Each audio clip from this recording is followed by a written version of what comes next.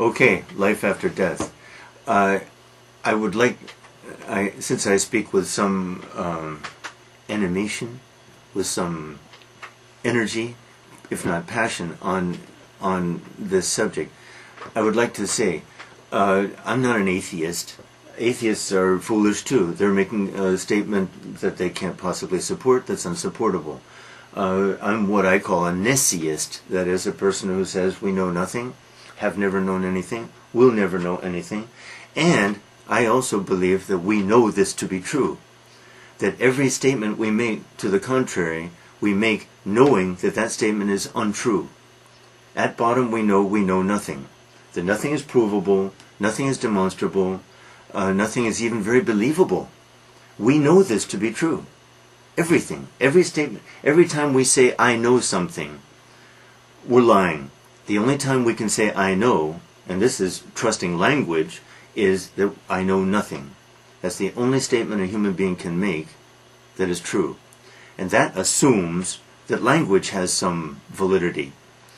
I wanted to make sure that you see my point about this. And this is especially true about, well, not especially, no more true about religion or God, what we call God, this word that we have generated here.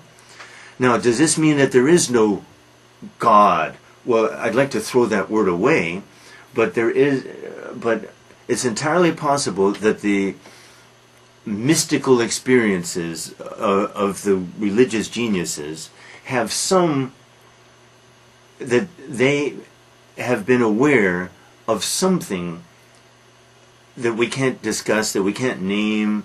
It certainly doesn't appear to us and talk with us and help us write books like the Quran, sorry, or inspire the prophets to write their nonsense, because sorry, it's nonsense.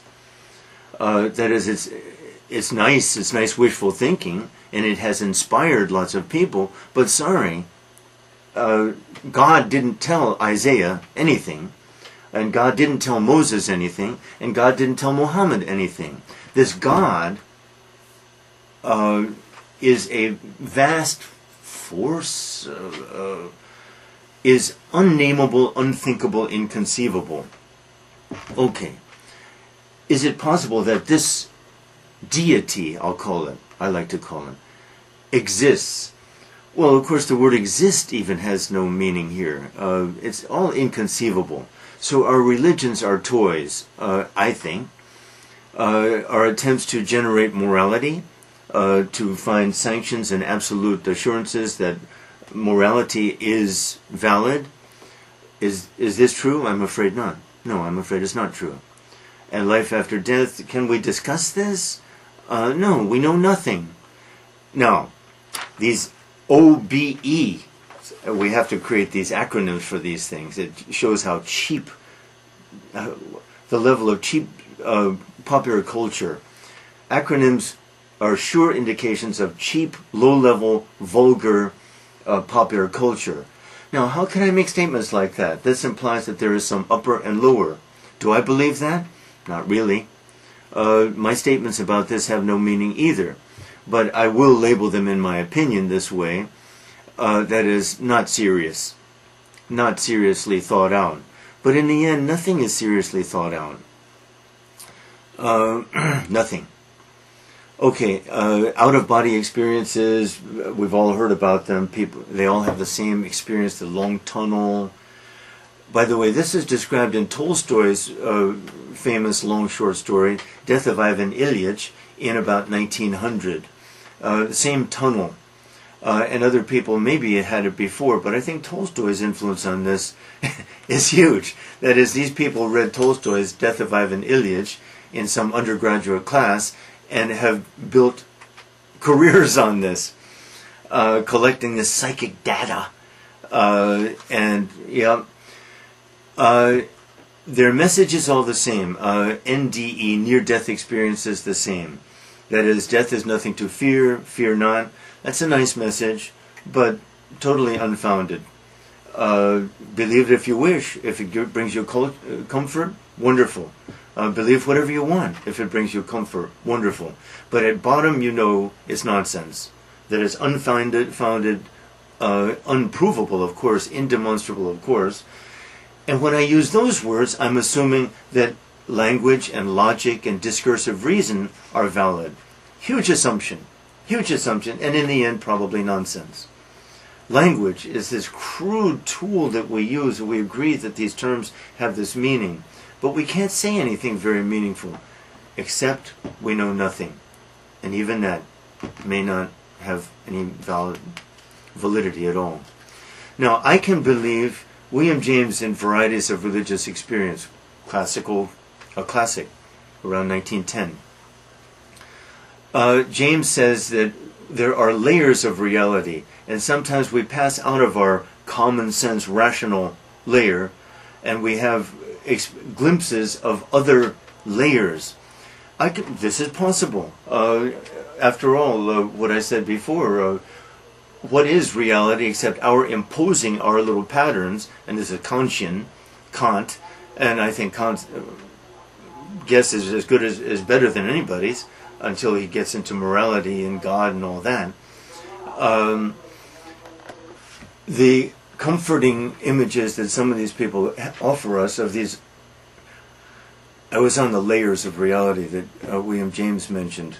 By the way, he concluded that from a drug experience, not some hallucinatory drug, some chemical which he ingested, and he was a scientist, remember, a medical doctor, or a professor of philosophy and psychology, anyway. And he experimented a little bit, and he concluded, yes, there are layers of reality.